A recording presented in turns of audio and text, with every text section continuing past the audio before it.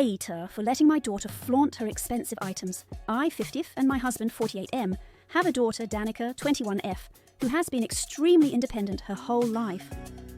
Danica began working when she was 15, and now she works part-time for a large corporation while pursuing her studies. We are extremely proud of her and how hard she has worked. We generally allow her to manage her own finances, and she insists on contributing monthly to family expenses with the money she earns. Danica occasionally likes to make pricier purchases, which I do not have any concern over, as I think they are sensible financial choices. Like last year, she decided to purchase the newest MacBook as her old laptop was on its last leg, and she wanted something reliable and long-lasting, or when she bought a Marc Jacobs bag for work and university. We recently went on a family trip with my brother and his family, who have 2 kids of their own, Tammy, 20F, and Nick, 23M. His kids and Danica aren't exactly close, but they get along fine for the most part.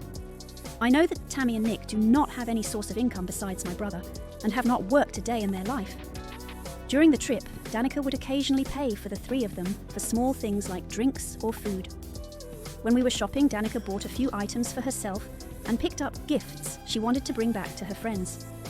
During dinner that night, my sister-in-law, brother's wife, told my husband and me that we were spoiling Danica too much with her purchases. We explained that Danica earned her own money and every cent came from her job.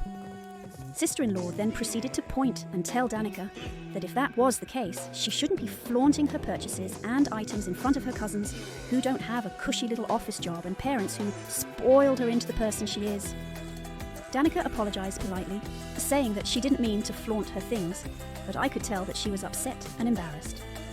My husband stood up and shot back, saying that Danica shouldn't have to apologise for her own hard work. I also pointed out that Danica has been financially independent since she was 15, and that we've always done our best not to spoil her.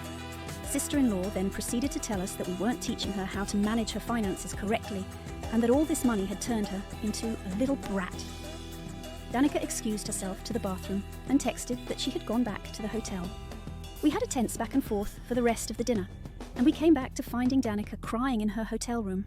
I call my brother, hoping that he is able to talk to his wife, but he explained that for the past few days Tammy had been crying to her parents about not having what Danica had. She had been whining to her mum that she wanted the newest MacBook as well, but she refused to get it for her. Myself, Danica and my husband have been getting calls from the rest of the family, some calling us a-holes, and some who were willing to hear us out and understand where we were coming from. So, ATA,